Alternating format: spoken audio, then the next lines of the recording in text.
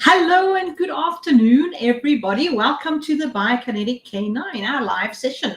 We're going to be talking about today, many people, they'd be doing some exercises or you're busy with your dog, you want to get them fitter and you thinking, how do I progress? My dog's pretty good at this level. How do I make him fitter? Or I'm just starting out, but I need to progress him in his training for conditioning and fitness. What do I do?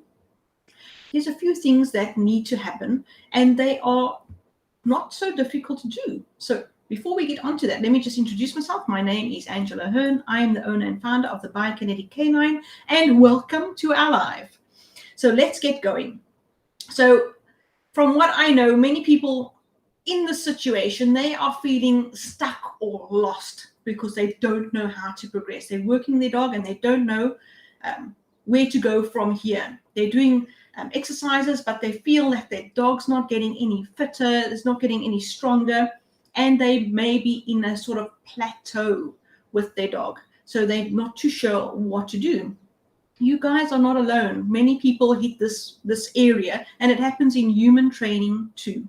So if you're feeling lost and you're feeling stuck, what can you do? And sometimes just doing more exercises and looking up more exercises to do and swapping the ones that you've got with your dog right now, sometimes it helps to a small degree, but sometimes not really, because you have to retrain your dog to actually do those exercises properly to get the benefit of them. And so you stay in this wobbly plateau area. So sometimes just doing other exercises is not always the best idea.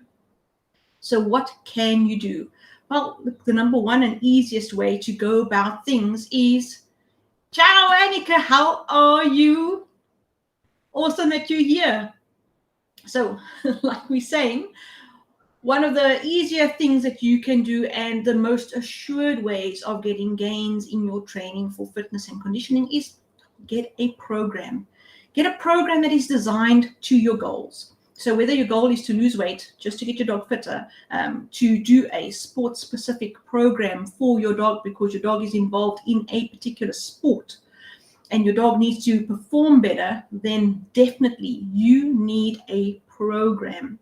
A training program helps you work towards a goal because they take the person designing your program, whether it be you or professional. If you're designing it, you've learned a lot about fitness and conditioning. You've learned about your dog structure. You've taken your dog's age, their structure, their current level of fitness all into consideration. And you're going to be putting a program together so that the goal coincides with a trial or with where you need to be in your training at a particular time. So definitely have that program together. And in that program, once you've got that going and you working your dog, and now you need to progress your dog, get them stronger, fitter, faster. What do you do? Well, there's a few things that you can do. One of four of the main principles. And the easiest one is then to take that program and probably just increase the frequency of the exercises that you're doing. So the frequency, that refers to how many sessions in a week that you are training your dog in that program, in that exercise, in that group of exercises. For any sport dog, if you've got a training program, minimum time of doing that training program is at least 3 times a week. At least 3 times a week, depending on where your dog is. If your dog is doing sport, you need to do a fitness program, a minimum of 3 times a week. Sometimes you can put that program and you can put it into various times of the day. So sometimes you can work at that. You are doing 2 sessions in a day, morning and evening, and you're breaking it up, giving your dog the appropriate breaks in between, depending on where you are training and what you are training for. So if you're doing long endurance sessions with your dog, you're doing bike jawing, etc., sometimes you want to do a long run in the morning and do a little bit of exercises in the evenings, just to work the dog up and do a little bit of strength training later on in that day. So your frequency would then change. You change how many times per week or per day you are doing a particular exercise. Remember, if you're going to be changing something, just change one thing. You can take your program and then either do it more times in a week change the frequency, but then leave everything else in that program the same. You're only going to be changing one thing at a time. You're not going to be changing a whole lot of things, and we're going to go through this now. So number one, you can change the number of times in a week that you are doing your program. Number two, you can change the volume of what you are doing in the program. And when we're talking about volume, we're talking about the number of sets or repetitions of an exercise that you're doing. You're going to be doing. So if you're going to be doing a number of stand to downs, then you're going to be going, either you're going to increase that by the rule of thumb is 10% from one week to the next. So if you're going to be doing stand to downs and you're doing 10 today, then next week you are going to be doing 11. So you're doing 11 repetitions, or you're doing 2 sets of 6 with a smaller break in between. So you're going to increase the number of sets that you're going to be doing an exercise, or you're going to increase the number of repetitions in one set that you are going to perform with your dog. Remember, these are targeted exercises for targeted muscles for a particular program. Or if you're not going to increase the number of sets, you're going to increase the amount of muscle that you're working in the dog. Are you going to be working the big working muscles, the big moving muscles of the dog, or are you going to be working the smaller stabilizer muscles of the dog? How many muscles are you going to be working in an exercise session? Is it going to be only the rear end of the dog, or are you going to do a full body workout in a session? How much work, how much volume of those muscles of the dog are you going to work in a session? Or how long are you going to be doing the workout for? So for example, if you are running your dog, are you going to run for 5 miles, or are you going to increase it to 6 miles? If you are sprinting your dog, are you going to be sprinting for 30 seconds, or are you going to be sprinting for 45 seconds? What are you going to do? So when it comes down to volume, you can also determine the distance that you are running, or the distance that you're traveling for cardio. When it comes to volume of exercise, general rule of thumb, if it's for strength training, you are going to change the number of sets that you're performing, or the number of repetitions in a set that you are going to be doing. If you are doing endurance type exercises, then you are going to be looking at how long you're going to go, to the distance you're traveling, or the time that you are spending.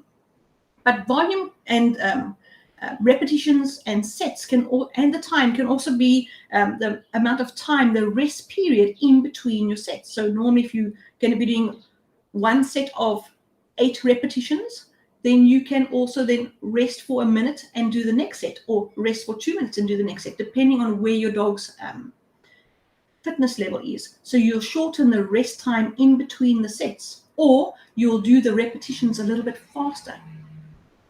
How many sets, what is the volume of exercise that you're going to be doing in the number of sets and repetitions, and how many muscle groups are you working in a time? Then also you can change the intensity. This comes into the time. So you get the speed of the exercise. So the intensity that you are working your dog. How hard or how intense your dog is working in a session. This is sometimes difficult to measure, but you can change the intensity of the work. So if you are just jogging your dog, if you're jogging is less intense than sprinting. So if you are going to be sprinting your dog, it'll be a more intense exercise than jogging your dog. Also, if you are going to be working with repetitions, you can make those repetitions faster. That'll be a more intense exercise. Or you can simply just change the type of equipment that you're working on, just by way of elevation or steadiness. All of those things can change the intensity of the work. So elevation will cause, it will be similar to somebody picking up a heavier weight if you change the elevation of an exercise, if the dog is working on an incline or a decline. So if the dog is working on an incline, they're going to be doing a lot more work on their back thighs and their quad muscles. There's going to be more weight on their back legs as they do a workout. If they're working on a decline, there's going to be a lot more work exerted on their shoulders and their lats, their back muscles, into their front legs, biceps and triceps, elbows, shoulders, neck muscles. All of those muscles are going to carry more weight and they're going to be worked harder. So the intensity can change just by changing the equipment or the angle of the equipment that you're using. If you're doing any type of endurance or cardio type of exercise, then you're looking at jogging versus sprinting, or just a little bit of a faster run. You're going to do a similar distance in a shorter time. That will make the intensity more for the dog. And then, of course, you're going to be looking at the type of training that you're going to be looking at. If you're looking at a program, you can apply any of these changes to any type of training. So there's various types of training that you're looking at when working your dog. You can either do muscle strength exercises where you are making that muscle stronger in order to work harder, or you can also then work that muscle for strength and stamina. So that'll be a muscle endurance. How can that muscle work at that hard rate for a longer period? And then you'll work your program around that area. You're also then looking, you can change, you can work towards flexibility in your dog. But remember, there's an optimal amount of flexibility. You can go too far with flexibility. So there's always an optimal amount of flexibility, and that's where you stay. You don't want to go beyond a certain flexible range within a range of motion in a joint. If the muscle is too flexible, you are then taking away the strength of that muscle at the same time. So you want to work towards optimal flexibility. And also, if you are looking at the type of training, you are also looking at, do you want to increase your cardio type of training? But bearing in mind, if you're looking at all of these areas of training with your dog, you want to keep a balance in training. So if you want to increase, your program is about strength training and you want to increase the strength of your dog in the body for the sport, you got to keep a balance by maintaining some cardio and some flexibility, some balance training. You want to keep a balance in the body while you make the muscles in the body stronger. If you are going to be changing one of those variables, say for example the frequency, and you want to do that because of strength training, you're going to change the frequency that you do strength training. It's going to be the type of training that you change. Then you're going to keep all the other training that you normally do exactly the same, and you're only going to be changing one variable at a time. Don't increase everything. It's going to be way too much and you can cause an injury. So you want to look at your dog, you want to see how your dog is progressing, and you want to change just one thing at a time, whether it be intensity. Are you going to be working harder this week? Are you going to be increasing the number of repetitions this week of a particular exercise? And you progress that way. All of these things where you're changing your frequency, your volume, your intensity, and the type of exercise that you're doing, you can do that with just one exercise. So say, for example, we are looking at a normal sit to stand. So your dog can be, if we're changing the repetitions for that, you can be changing from 5 sit to stands, then you're working one set of 5 sit to stands 3 times a week. To change that will be one set of 7 sits to stands 3 times a week. So it's still exactly the same frequency, but more repetitions, and eventually your dog will then progress, and that exercise will have gained overload, and the muscles involved in that exercise will then improve. So you don't want to put on too much too soon for the dog. You just want to take a single exercise change and progress with that exercise change throughout the week until the body adapts, and now it's stronger, and then you can change the next thing. So then from there, you can then take that same exercise and you can then put the dog on an elevation. So you are putting your dog on an elevation, and you're going to be doing then again your 6 sits to stands, but now on an elevation. So that means you've changed one variable, but you've kept the repetitions the same, but now it's a bigger weight on the dog's back legs. You don't want to do extra repetitions with the extra weight all at the same time. So as you progress, you want to progress in small steps and small stages so that the body has a chance to adapt. And the body's adaptation, if you are doing training approximately 3 times a week, that adaptation of the muscle to take on new load and to adapt to the new weight and to grow and become strong, and then to plateau at that level takes approximately 2 weeks. So you can do an adaptation and then change, depending on how well and how often you're training, change to the next level. But give your dog at least 2 weeks to accept the change on the body and to let the body start to work through that progression and become stronger with it. Just because your dog is able to do the exercise doesn't mean that the body just knows it. A lot of people, I find, it happens to me where you think, oh, I need to do exercises, and then you go around and you look for more exercises. That's not necessarily the best thing to do. Sometimes you need to look at your exercises and see what your dog is really good at. See what muscles are being worked. Does it support your goal?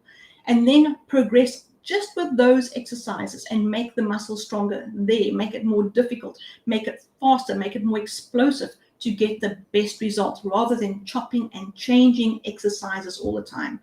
You want to have an exercise that takes your dog towards a goal you are looking for and become really good at those exercises before you go and take on new exercise and try a new exercise here. And, oh, let me try and work on my glute muscles over there. Oh, let me work on my dog's shoulder muscles with this, and we do these shoulder exercises, and then we change it, and the following week we're going to do those shoulder exercises.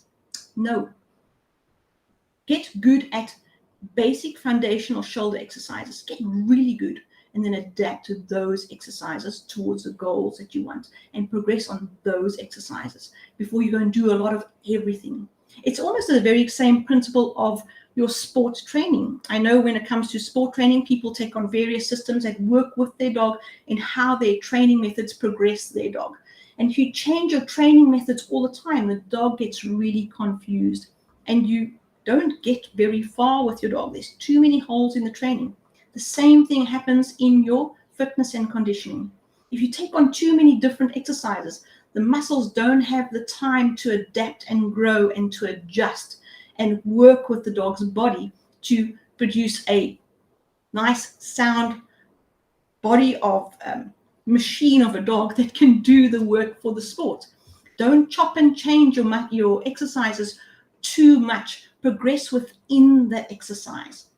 So when it comes to, say, for example, shoulder exercises for the dog, do the same basic exercises, just change the elevation, just adjust the elevation, let the dog become strong in those muscles, in that movement, before you change the exercise completely. Progress slowly. Don't go too fast, too quickly. Bob, hello. Are you finding this beneficial? Awesome. Awesome. This is what we're trying to achieve. So when it comes to working your exercises, Bob, I must say I've seen your exercise. I cannot believe how your dog has come along. He's so sturdy in the exercise. My mind is blown. Really, really. So when you are a little bit lost and stuck, then get yourself a training program. Number one, that's important. Get yourself your exercises that's going to go to your goal. And then when you are going to progress and you want to overload the muscle, change one of the following, not everything. Choose an exercise, one or two exercises, and change one thing and work on that for 2 weeks, at least 3 times a week, before you change the next thing. So you're going to look at how often you're going to do your exercise. Are you going to increase the frequency of your exercise? Or are you going to increase the number of repetitions or sets that you're doing, or the time that you train, or the distance? How much are you going to train? Are you going to work just one muscle group, or are you going to work a number of muscle groups? Choose just one of these things. If you're not going to increase the number of sessions that you're going to train, you can change the number of repetitions, but don't change the number of repetitions and the frequency. So if for example, if you were training twice a week and you were doing 8 repetitions of a sit to stand, don't now change it from twice a week to 3 times a week, and from 8 repetitions to 12 repetitions. Choose one or the other. Be kind to your dog. His body has got to work and get there. If you push him too far, too hard, too fast, you can do damage. So you want to change the volume, or you want to change the intensity of the exercises. This is all either or, not and. So you're going to do one of these things at a time, and you're going to look towards changing the type of training. Is it going to be a muscle strength exercise? Is it going to be a muscle stamina exercise? Is it going to be a cardio exercise? And flexibility, with the caveat of there's an optimal flexibility level. Don't take your dog and make him too flexible. That is just as dangerous as being stiff and tight in the muscles.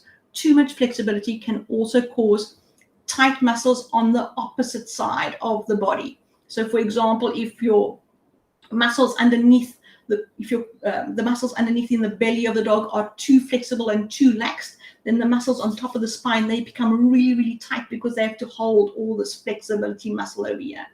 So watch out for too much flexibility. Sometimes we think, oh, wow, look at our dog. It's so flexible. It must be flexible and strong. So keep these things in mind. If you're looking to increase the load of your dog and you're stuck or lost where you are in your training, just change one of the variables of either the frequency, the volume of training, the intensity of the training, depending on the type of training that you want to do.